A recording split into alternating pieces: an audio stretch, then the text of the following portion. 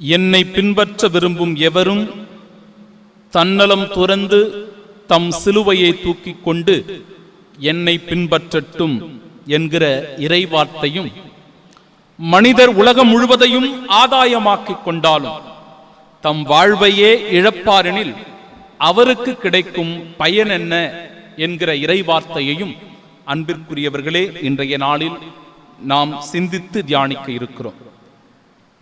இயேசுவின் சீடத்துவ வாழ்வு இருமுக பண்புகளை உள்ளடக்கியது. ஒன்று சிலவற்றை துறப்பது, மற்றொன்று சிலவற்றை சுமப்பது. ஒன்று சிலவற்றை துறப்பது, டு கிவ் அப் சம்திங். மற்றொன்று சிலவற்றை சுமப்பது, டு டேக் அப் சம்திங். அன்பிற்குரியவர்களே, இந்த இடத்தில் எதை துறப்பது எதை சுமப்பது என்பதில் ஒருவர் தெளிவாக இருந்தால் மட்டுமே இயேசுவினுடைய சீடராக அவர் இருக்க முடியும்.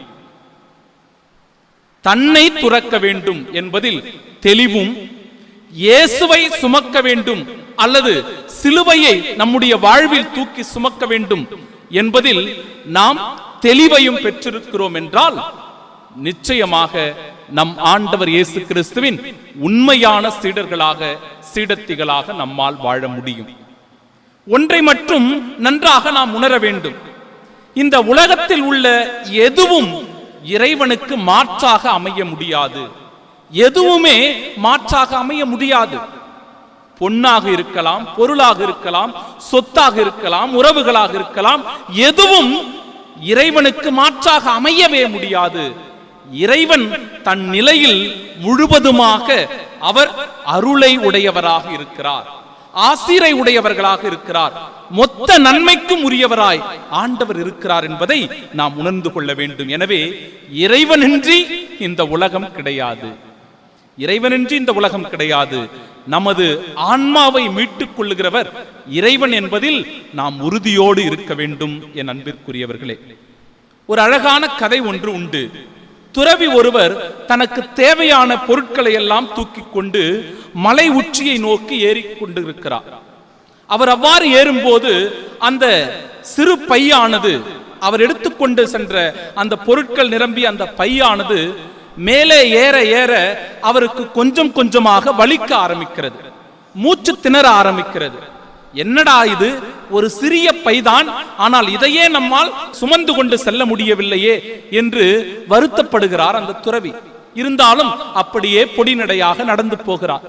அப்பொழுது அந்த வழியே ஒரு சிறுமி ஒருவர், அந்த மலை வாழ்கின்ற சிறுமி ஒருவர் தன்னுடைய 3 வயது தம்பியை தூக்கி கொண்டு உற்சாகத்தோடு பாடலை பாடிக்கொண்டு அவர் வேகமாக நடந்து போவதை அவர் கவனிக்கிறார். ஆச்சரியம் இந்த துறவிக்கு.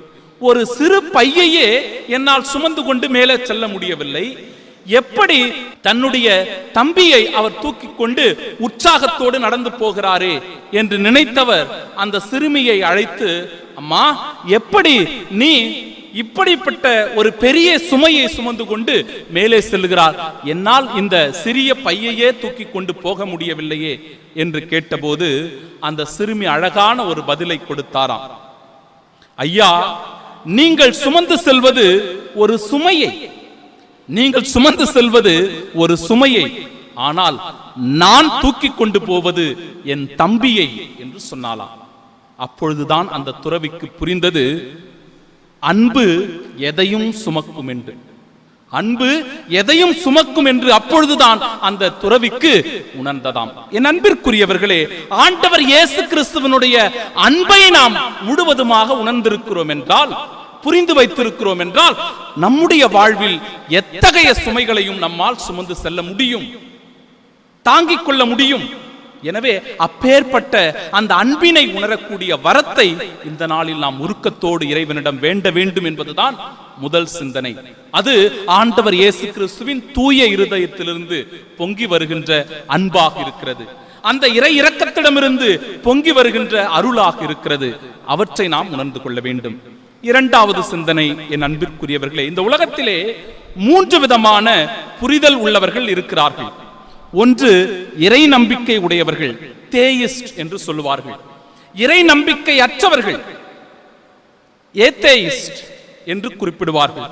மூன்றாவது, இறைவனை பற்றி கவலைப்படாத மக்கள், அக்னாசிஸ்ட் என்று இவர்கள் அழைக்கப்படுகிறார்கள்.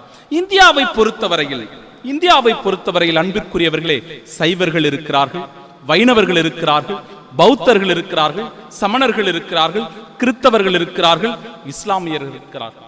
இப்படி பல மதங்களை சார்ந்த, பல நம்பிக்கையை சார்ந்த மனிதர்கள் இந்தியாவில் வாழ்ந்து கொண்டிருக்கிறார்கள். இறை நம்பிக்கை உடைய மனிதர்கள் அதிகம் பேர் இருந்தாலும் நம்பிக்கையில் ஒன்றான மனிதர்கள் அவற்றை ஏற்றுக்கொள்வதில் பாகுபாடு காட்டுகிறார்கள்.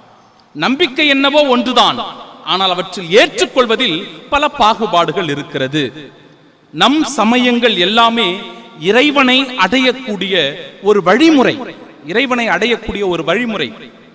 எப்படி பல நதிகள் வெவ்வேறான திசையிலிருந்து சென்றாலும் கடலில் சென்று சங்கமமாகிறதோ அதுபோன்று இறைவனில் நாம் இணைய வேண்டும் என்பதுதான் அனைத்து சமயங்களின் நோக்கமாக இருக்கிறது.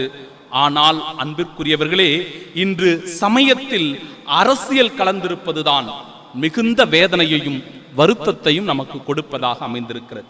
வெற்று மனித ஆசைகளுக்காக, பதவிகளுக்காக, அதிகாரத்திற்காக சமயத்தை சந்தர்ப்பமாக பயன்படுத்துகின்ற சந்தர்ப்பவாதிகள் இன்றைக்கு அதிகமாக பெருகிக் கொண்டிருக்கிறார்கள். வேதனை அளிக்கிறது என் அன்பிற்குரியவர்களே. இது எதை நமக்கு நினைவூட்டுகிறது என்றால், நதியில் கலக்கும் சாக்கடையை போல ஆன்மீகத்தில் கலக்கும் அரசியலாக இருக்கிறது இன்றைய சூழ்நிலை. நதியில் கலக்கும் சாக்கடையை போல ஆன்மீகத்தில் கலக்கும் அரசியலாக இருக்கிறது இன்றைய சூழ்நிலையின் அன்பிற்குரியவர்களே. நதியில் கலக்கும் கழிவு எவ்வாறு தூய்மையை இழக்கிறதோ, ஆன்மீகத்தில் கலக்கும் அரசியலால் அது ஆன்மீகம் என்கிற புனிதத்தையே இழந்து போகிறது என்பதை நாம் உணர்ந்து கொள்ள வேண்டும். இதையே தான் இன்றைய நற்செய்தி, மனிதர் உலகம் முழுவதையும் ஆதாயமாக்கிக் கொண்டாலும் தம் வாழ்வையே இழப்பாரெனில் அவருக்கு கிடைக்கும் பயன் என்ன என்று ஆண்டவர் மிகுந்த வேதனையோடு சொல்லுகிற வார்த்தையாக அமைந்திருக்கிறது. எனவே நாம் எதை ஆதாயமாக்கிக் கொள்ள வேண்டும் என்றால் நம்முடைய ஆன்மாவை ஆதாயமாக்கிக் கொள்ள வேண்டும், அது தூய்மையாக வைத்துக் கொள்ள வேண்டும். அந்த இருதயத்தை புனிதமானதாக ஒவ்வொரு நாளும் மாற்ற முயற்சிக்க வேண்டும். எனவே இந்த உலகத்தில் வருகின்ற பிரிவுகள், பாகுபாடுகள், சந்தர்ப்ப சூழ்நிலைகள் அனைத்தையும் மாற்றி இறைவனுக்கு உகந்தவர்களாக வாழ, இயேசு கிறிஸ்துவின் தூய இருதயத்திற்கு உரியவர்களாக இருக்க நம்மையே அந்த இருதயத்திடம் அர்ப்பணம் செய்வோம். இயேசுவினுடைய இறையிரக்கம் நம்மை என்றும் தூய்மை உள்ளவர்களாக, அன்பும் மனிதநேயம் உடையவர்களாக வாழச் செய்யும்படியான ஆசிர்வாதத்தை இன்றைய தெய்வீக திருப்பலியின் வழியாக உன்னதமாய் வேண்டி செபிப்போம்.